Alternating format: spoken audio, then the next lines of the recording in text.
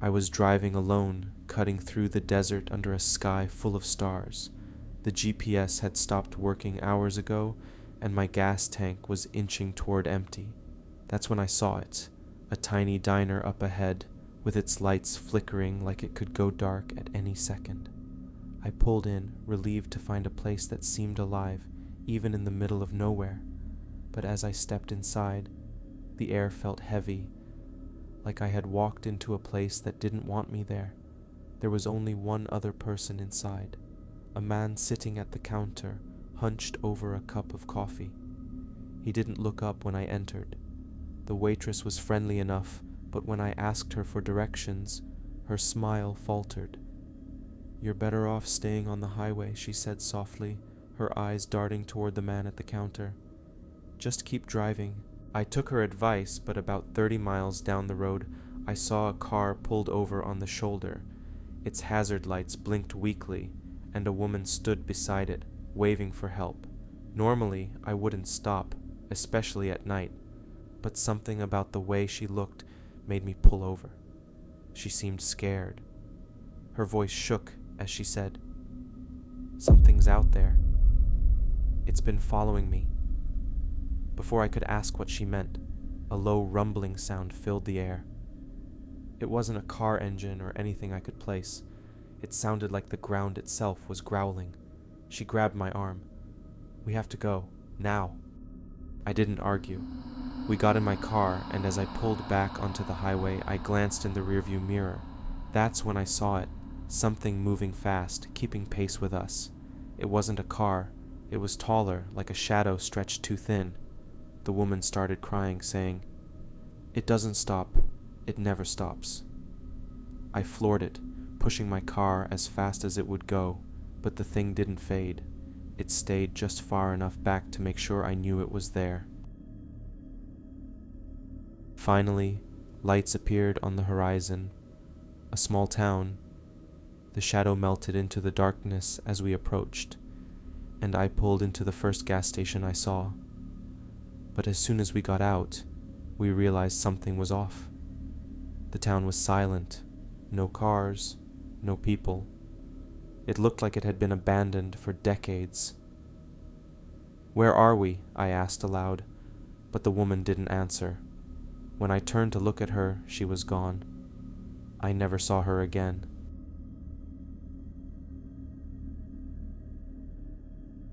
I was driving through the desert late at night, heading to Las Vegas. The roads stretched endlessly, surrounded by nothing but sand and shadows.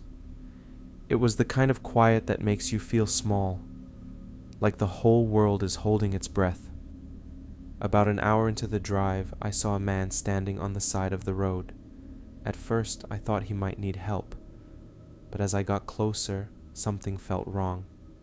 He wasn't moving, just standing perfectly still, facing away from the road. I slowed down, unsure of what to do. Then, his head turned toward me. Slowly, unnaturally. His eyes glinted in the headlights like an animal's, and his mouth twisted into a grin that didn't look human. My instinct screamed at me to leave. I slammed on the gas, heart racing, and sped away as fast as I could. But even as I left him far behind, the feeling of being watched didn't go away. It clung to me like a shadow. I drove for another couple of hours before deciding I needed a break. That's when I spotted a diner just off the road. Its neon sign buzzed weakly, casting a faint pink glow over the desert. Grateful for the chance to rest, I pulled in. The place felt odd as soon as I stepped inside. It was too quiet, like the air itself was holding back a sound. The waitress smiled, but it wasn't a friendly smile. It was stiff, almost like it was painted on her face. I ordered coffee and pie. When it came, the coffee was lukewarm and the pie tasted off, like it had been left out for days. I tried to brush it off as my nerves playing tricks on me, but then I noticed the clock on the wall. It wasn't ticking. The hands were frozen at 3:17. Uneasy, I paid quickly and left. As I drove away, I glanced in my rearview mirror to see if I could still spot the neon sign, but it wasn't there. The diner was gone. Just darkness and empty desert stretched behind me. Hours later, as I tried to shake the lingering fear, I saw a figure up ahead. A woman was standing by the road, her thumb out. Normally, I wouldn't stop for hitchhikers, but something about her felt familiar, like I'd seen her somewhere before. She climbed in without saying much. Her clothes were old and torn, and her face was pale, with shadows under her eyes that made her look like she hadn't slept in days. As I drove, she started humming softly. The tune caught me off guard. It was a song my mom used to sing to me when I was a kid. "How do you know that song?" I asked, my voice shaking. She turned to me, her expression calm, almost too calm. "Your mom always sang it when you couldn't sleep," she said, as if it were the most natural thing in the world. I felt my grip tighten on the wheel. How do you know that?" She ignored my question and started listing off details about my life. "You used to hate thunderstorms as a kid. You'd hide under the blanket, clutching that stuffed bear you loved so much. What was its name? Oh, right, Charlie. You cried for 3 days when you lost it in the move." My chest tightened. I hadn't thought about Charlie in years. I never told anyone about losing it, no one but my mom. "And then there was the time you broke your arm, climbing that tree in your backyard," she continued, her voice growing softer, almost like she was trying to comfort me. "You told your dad you weren't crying, but he saw the tears anyway." "Stop," I said, my voice trembling. "Just stop." She tilted her head, her eyes fixed on me like she was studying my every move. "You're running, aren't you? But you can't run forever. Not out here." I slammed on the brakes, my heart pounding. "Get out," I said, trying to keep my voice steady. "Get out of my car." She didn't argue. She just smiled faintly, the corners of her mouth barely moving. "You'll see me again," she said, her voice calm, almost like a promise. As I sped away, I glanced in my rearview mirror, expecting to see her standing there, but she wasn't. She was just gone, like she'd never been there at all. It was around 2 a.m. when I saw him, a man, dressed in what looked like an old-fashioned suit, standing at the side of the highway with his thumb out. Normally, I wouldn't stop for anyone at this hour, especially not in the middle of the desert, but something about him felt wrong.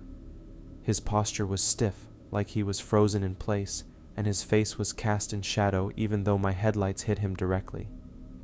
Against my better judgment, I slowed down. As soon as I rolled down my window, he leaned in. His face was pale, almost sickly, and his eyes were deep set, but he smiled warmly. "Thanks for stopping," he said. "I need a ride to Silver Bend." The name hit me like a punch. Silver Bend? That was the same small town I'd passed a couple of hours earlier, the one the gas station attendant warned me about. He said it was nothing more than an abandoned mining town, and there was no reason to stop there. I told the man I wasn't headed that way, but he just smiled wider. "That's okay," he replied. "We're all going to end up there eventually." A chill ran down my spine.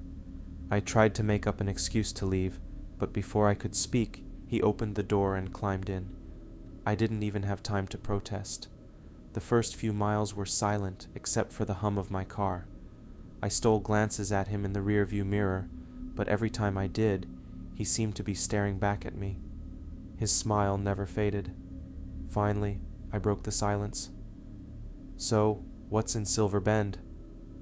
He didn't answer right away. Instead, he tilted his head like he was listening to something I couldn't hear. Then he said, "It's where lost things go. People, too."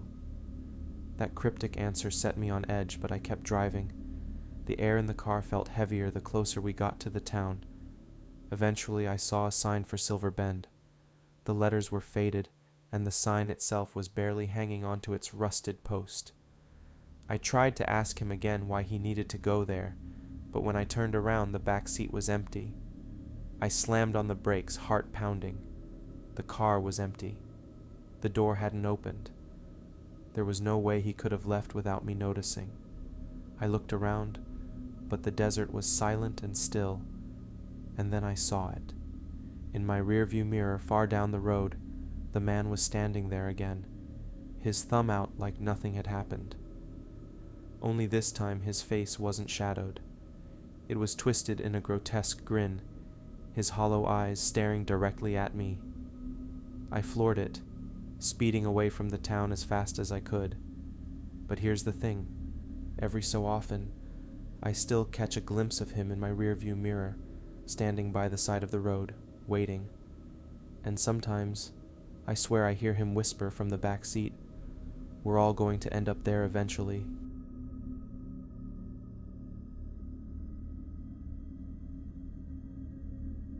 I thought I was done with the strange encounters after I sped away from Silver Bend, but the desert had other plans for me. A few miles down the highway, my car radio crackled to life even though I'd turned it off. A faint voice came through, distorted but unmistakably human. At first I couldn't make out the words, but then it got louder. "Turn around. Turn back." I switched the radio off again, but the voice didn't stop. It wasn't coming from the speakers anymore. It was inside the car, whispering just behind my ears. I slammed the brakes, skidding to a halt on the empty highway. My hands were shaking, but I forced myself to step out of the car. The air was eerily still, and the only sound was the crunch of gravel under my boots. That's when I noticed the lights. Far in the distance, a line of dim, flickering lights stretched along the horizon. They looked like lanterns, swaying as if carried by unseen hands. I told myself it was just headlights, but something about their unsteady rhythm said otherwise. Against my better judgment, I decided to follow them. As I walked, the lights stayed just out of reach, drawing me deeper into the desert. The highway disappeared behind me, and all I could see was sand and shadows. Finally, the lights stopped moving and formed a circle around what looked like an old, crumbling well. That's when I felt it, a cold breeze brushing past me, carrying the scent of something metallic like blood. I peered into the well, and that's when I saw them. Faces, dozens of pale, ghostly faces staring up at me. Their eyes were hollow, and their mouths moved as if they were screaming, but no sound came out. I stumbled back, my heart racing. One of the faces looked familiar. It was the man from my car, the hitchhiker. His lips curled into that same eerie grin, and his voice echoed in my head. "You should have come with me. It's safer that way." The lantern started moving again, this time circling me. I tried to run, but my legs felt like they were wading through water. Shadows danced around me, and faint whispers grew louder and louder, overlapping until they became deafening. "Lost things, lost people, you're one of us now." I don't know how I made it back to the car, but when I did, the lights were gone, and the desert was silent again. My car started without a problem, and I sped off without looking back. But here's the thing. Every now and then, I still hear those whispers in the dead of night, and sometimes when I pass by a reflective surface, I see those faces staring back at me. Thank you for watching. See you in the next one.